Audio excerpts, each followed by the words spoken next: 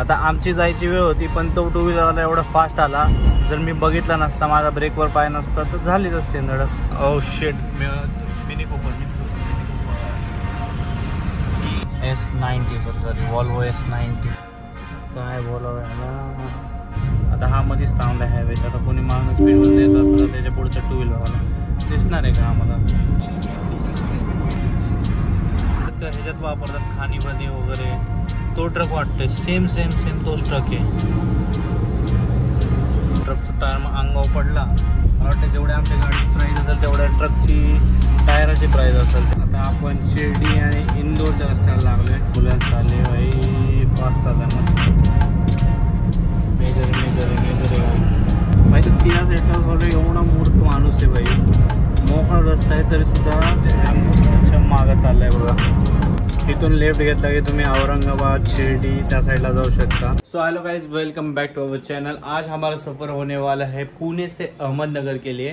तो आज हम ट्रैवल करने वाले हैं हमारे डिझायर से अराउंड 121 किलोमीटर का डिस्टन्स है अहमदनगर के लिए. आणि आज मी विचार करतोय भाई आज मराठीत ब्लॉग करावं. मराठीमध्ये खूप दिवस झाले ब्लॉग नाही केला आणि आपल्याला हिंदीमध्ये तसं सपोर्ट भेटत नाहीये जसं आम्ही विचार केला होता. त्यामुळे मी असं विचार करतोय की इथून पुढे जे ब्लॉग होतील ते सगळे मराठीत बनवावे. यावर तुमचा काय विचार आहे? तुम्ही हिंदी व्यूअर्स असाल तरी मला नक्की सांगा. अगर आप हिंदी व्यूअर्स है तो भी मुझे बताइए क्या मुझे हिंदी में बनाना चाहिए या इंग्लिश में आपलं मराठी में बनाना चाहिए.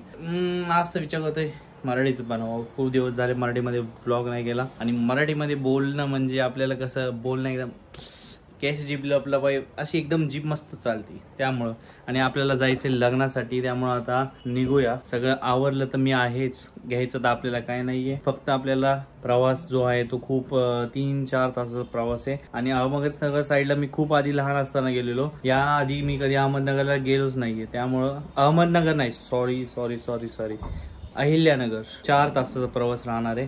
तर चला आज का प्रवास शुरू करूँगा. ड्रोन भी ले लिया, बाकी सामान भी ले लिया और शूज़ को मुझे सोल डालना है. बस वही काम बचा है, बाकी सब तो हो गया है. चलो चलते हैं शूज़ लेके नीचे.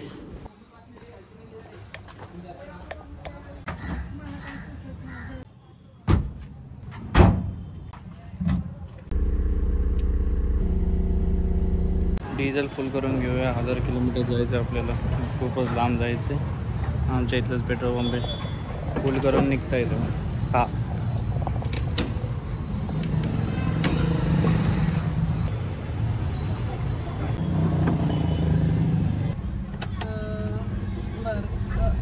हवा तर चेक केलेली आहे मी.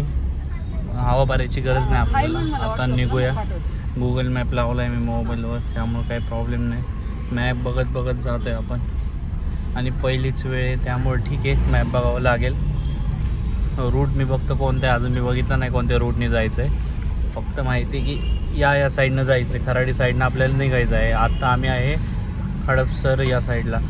जी हडपसरची लोक आहेत त्यांना माहीत असेल GSPM कॉलेज हांडेवाडीचं वगैरे त्या साईडनं आपण निघतो आहे.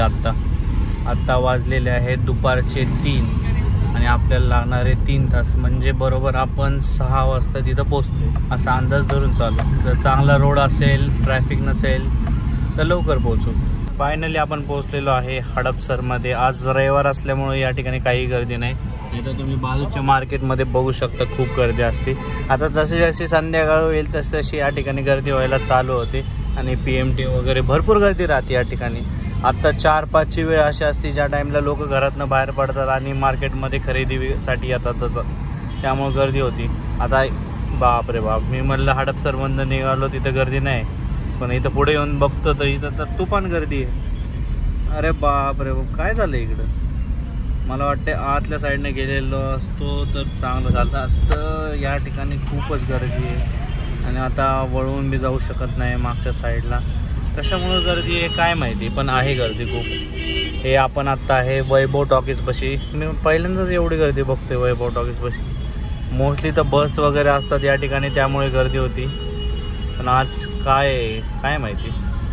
ओके, या ठिकाणी रस्ता बंद केला त्यामुळं मला वाटतं या ठिकाणी सगळं बंद झालं आहे. काहीतरी सभा दिसते ज्या कारणाने इथं सगळं बंद पडलेलं आहे आणि बस वगैरे पण आहेत. जायला रस्ता द्या आम्हाला पण थोडासा. लोकांनी या ठिकाणी सगळ्या गाड्या लावून ठेवल्या तेवढ्या, तर लोकांनी जायचं कुठनं आता, त्यामुळे गर्दीच होणार. आता आपल्याला वरतून जायचं, पुलावरनं पलीकडे सरळ मगरपट्ट्या साईडला लागूया आपण, म्हणजे थोडंसं गर्दीतनं बाहेर तरी पडू आपण. आणि वाटत तर नाही आज एवढी गर्दी.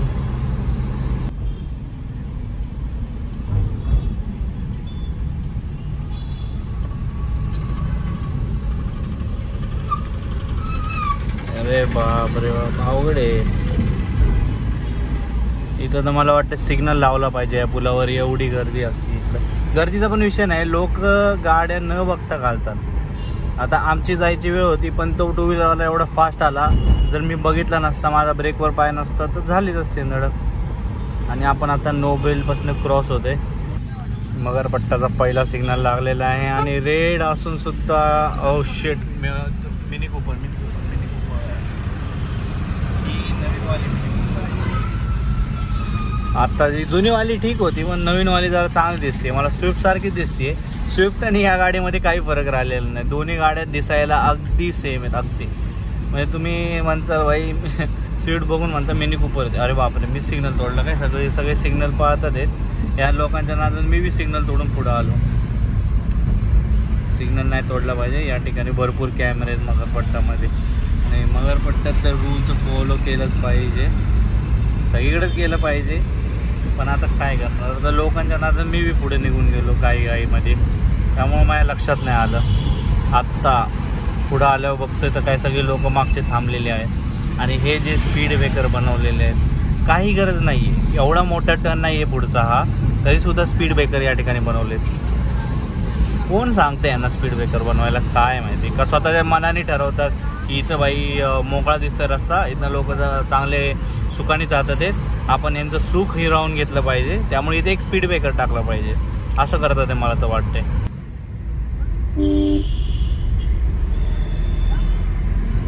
हां, आपण 1000चा आता डिझेल टाकलेला आहे, त्यामुळे आता बघूया 1000मध्ये आपली गाडी किती जाते.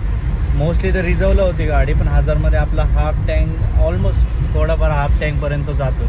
जस्ट आता आपण मगरपट्ट्यामध्ये पोहोचलेलो आहे. आता मगरपट्ट्यापर्यंत यायला आपल्याला 15 मिनटं लागली. हे जर तुमचे वीकडे असते तर वीकडेला एवढं ट्रॅफिक असतं ना की त्यावेळी भाई तुमचं पोहोचायला इथं मगरपट्ट्यामध्ये तुम्हाला अर्धा तास लागेल, एवढी गर्दी असते या ठिकाणी. लोक क्रॉस वगैरे करतात, पण आता काय सिग्नल कसं आहे काय माहिती. पलीकडे जायला थांबलेत लोक, आमनोरात जायला, इथून तुम्हाला क्रॉस करून आमनोरामध्ये जावं लागतं. तो पहिला सिग्नल लागला आपला जो मगरपट्टा शिरल्यावर. त्यानंतर बाई आता हा मुंडव्या चौकातला सिग्नल लागला आहे, नाही तर कोणताच सिग्नल भेटला नव्हता. आता आम्ही पोचलोय खराडी चौकामध्ये. थोडं माग सिग्नल वगैरे लागले, त्यामुळे जरा 10 मिनटं वेळ तिथे गेला.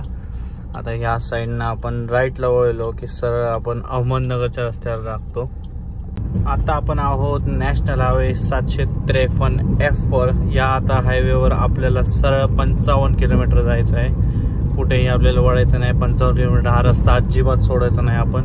आणि या साईडला गाड्या का खूप म्हणजे खूप स्पीडमध्ये असतात, ते हॉर्न वाजवतात कचा.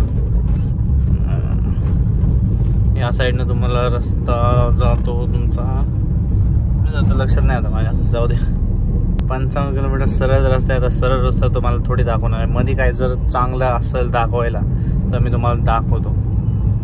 हा कसला ट्रक आहे बाई, तो घासणीचा ट्रक वाटतोय नाही का, घासणी बिसणी घेऊन चालले ते, तसला ट्रक आहे. आणि इनोवा हायक्रॉस हे बाई, इनोवा हायक्रॉस बघितला ना मला तो ॲक्सिडेंट आठवतो जो देहरादूनमध्ये झालेला. काय ॲक्सिडेंट झाला बाई, तो ॲक्सिडेंट असा झाला रात्रीच्या वेळी BMWने ती लोक चालली होती, BMW त्यांना ओव्हरटेक करून गेली त्यांना हायक्रॉसमध्ये. आणि ते हायक्रॉसवाले जे 7 जण बसले होते गाडीमध्ये ते सगळे नशेमध्ये धुंदच होते. आणि ती BMW क्रॉस झाली, त्याचा इगो हर्ट झाला, तो गाडी पळवायला लागला. 170च्या स्पीडनं त्याने गाडी पळवली. आणि रात्रीची वेळ असल्यामुळे ट्रक वगैरे साईडला थांबलेले असतात, आणि 170ला त्याला गाडी काही कंट्रोल झाली नाही, आणि तो सरळ मागणं जाऊन त्या ट्रकमध्ये धडकलं बाई. समोरची तिघं तर बाई त्यांची उडकी बिडकी पर उडून पडली, आणि जे मागचे 7 तिघं चौघं होती ती तर जागेवरच खालत झाली. म्हणजे असले बेकार आहे ना हायवेला ॲक्सिडेंट होतात. त्यामुळे आहे ना गाडी कधी बी तुमची स्पीड लिमिट मध्येच पाहिजे. आता स्पीड लिमिट 80ची आहे, तर 80नेच चालवा त्या रस्त्याला गाडी. 110 120च्या स्पीडला सुद्धा आहे ना हाईवे खूप डेंजर आहे. वॉल्वो 85 क्या लग रही है भाई गाड़ी. S90 sorry Volvo S90 sedan है, अपनी पूरी सीडान. लोग बीच में आ रहे यार, काय बोला याला.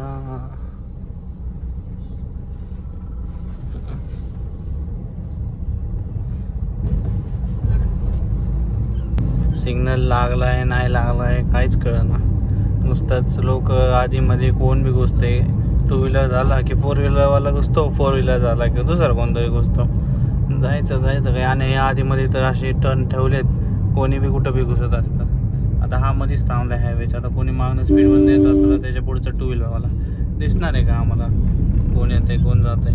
हे लोकांना कळत नाही ना. आणि मग धडकल्यावर परत म्हणायचं अरे तो दिसला नाही का. अरे भाई तू एक तर आलाय उलट्या साईडला, त्यात तुला भाई आम्ही बघायचं. इथून पुढे तर जर चांगला दिसतोय रस्ता, मोकळा पण वाटतोय. बरे मग जर मोकळा असेल ना, जर चालवायला गाडी पण चांगली वाटेल. एवढे दिवस पुण्यामध्ये ते गोव्या साईडला गाडी चालवली ना, माझं मनच उठलं गाडी चालवण्यावरनं. त्या साईडला रस्ते इतके बेकार आहेत ना, इतके बेकार, माझी चालवायची इच्छाच नव्हती तिकडं. तर पूर्ण घाट घाट घाट सगळा घाटवाला रस्ता, नको असं झालं त्या घाटामुळं. आता या साईडला जे रस्ते आहेत ते पूर्ण हायवेवाले रस्ते आहेत. आणि आता आपण बघूया रोडची कंडिशन कशी आहे. जो तुमचा जेवढा 3 तासामधला जो टाइम जातो ना, तो सगळा तुमचा हे जे सिटीमधनं बाहेर पडायला आहे ना त्यासाठी जातो, नाही तर दुसऱ्या कशासाठी जात नाही. अचानकच मध्ये कसलं ट्रॅफिक लागलंय काय माहिती. वाघोलीच्या आम्ही जरा पुढं आलोय थोडं आणि इथं ट्रॅफिक लागलं. आता मधल्या लेनमध्ये एवढ्या वेळापासून मी या फास्ट लेनमध्ये होतो, तिथं सारखंच अडकत होतो. कोण इकडं वळतंय कोण तिकडं वळतंय, म्हणून मी ठरवलं आता एक तर सेंटर लेनला राहायचं, नाही तर एकदम लेफ्ट लेनला राहायचं. म्हणजे कसं लवकर निघून जातं. आता मोस्टली तर सेंटर लेन चालली आहे, सेंटर आणि लेफ्टची ही बी चालली आहे. आता एवढा मोठा सिग्नल आहे का नक्की काय झालं आहे काय माहिती. आता मॅपवर बी चेक करून बघितलं पाहिजे. जायला लागले गाड्या आता. ये तुड़ापुर को जाने का रास्ता है ना, यहाँ पे जितना ट्रैफिक है ना सब इसकी के वजह से है भाई. अरे चल भाई चल चल चल चल चल चल. फाइनली भाई 1 घंटा हमारा इसी ट्रैफिक में चला गया पूरा. ओह शिट, ये तो क्या हो गया, ट्रक बंद पड़ गया. चलना भाई जल्दी चलो.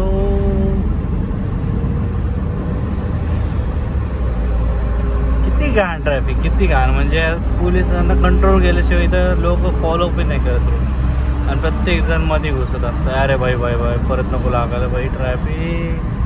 आता नाही माझी हिंमत, सगळं घामं घुमवून नाही जायचं भाई मला लग्नाला. आता टोल नाका आला. चालू आहे पण हा टोल नाका, वाटत नाही मला चालू आहे टोल नाका, बंदच वाटतोय. हां बंद आहे टोल नाका.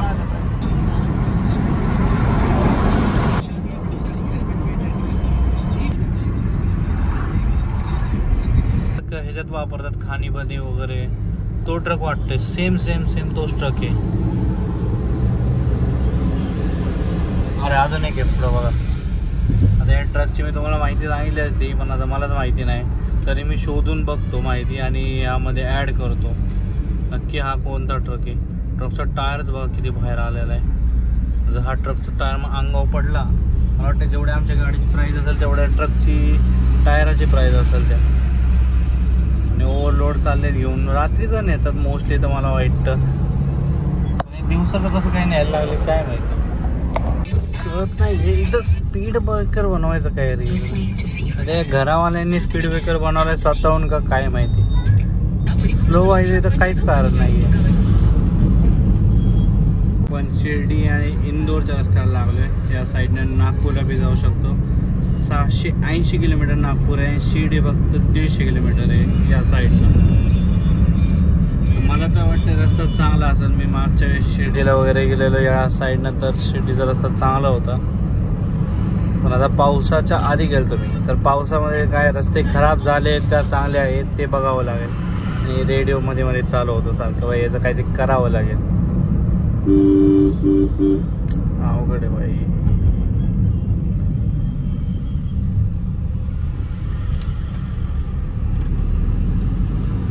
करणार बाई, अशी मध्ये मध्ये लोक येणार, काहीच करू शकत नाही. यासाठी मला रात्रीचा प्रवास कधी कधी चांगला वाटतो, कारण रात्री रोडवर एवढ्या गाड्या नसतात, त्यामुळं तुम्ही फास्ट ट्रॅव्हल करू शकता आणि लवकर रस्ता कव्हर करू शकता. मला ते बरं वाटतं. ॲम्ब्युलन्स आली बाई, फास्ट चालला मस्त. ॲम्ब्युलन्सच्या मागं जाऊ नये बाई, काय पुढं मोकळंच असतं.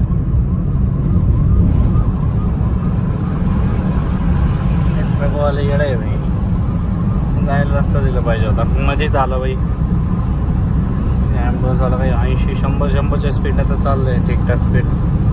मागणं किया सोनेट आहे गेस, सेल्टॉस आहे. गाडी दिसते हे, ही कुठली गाडी बाई? मेजर आहे का जीप आहे काय? मेजर आहे काय दिसते, खतरनाक मिलिटरीवाली मेजर होती बाई. माझा एक मित्र त्याला लय आवडती, गाडी घ्यायचीच आहे. त्यांना विचार पाहिजे होता, विकताय का तुम्ही? भाई तो किया सेल्टॉस वाला एवढा मूर्ख माणूस आहे बाई. मोकळा रस्ता आहे तरी सुद्धा ते ॲम्ब्युलन्सच्या मागं चाललाय बघा. असल्या माणसानं गुन्हा दाखल झाला पाहिजे का नाही? ॲम्ब्युलन्सच्या मागं काय जायची गरज आहे? अरे भाई एवढा मोकळा रस्ता पडलाय, चल ना आराम. ॲम्ब्युलन्सच मागं जायचंय, कारण त्याला वाटते भाई ते VIP सारखं, त्याला जागा मोकळी होईल, पटपट निघता येईल. अरे अख्खा रस्ताच मोकळा आहे, मॅपवर बघितलं मी. नाही, ॲम्ब्युलन्सच मागं पळवत नाही ते त्याला. काय म्हणावं आता, जाऊ दे, पळवू दे, आपल्याला काय करायचंय. सापडला तर लय फाईन बसेल भाई, मस्त.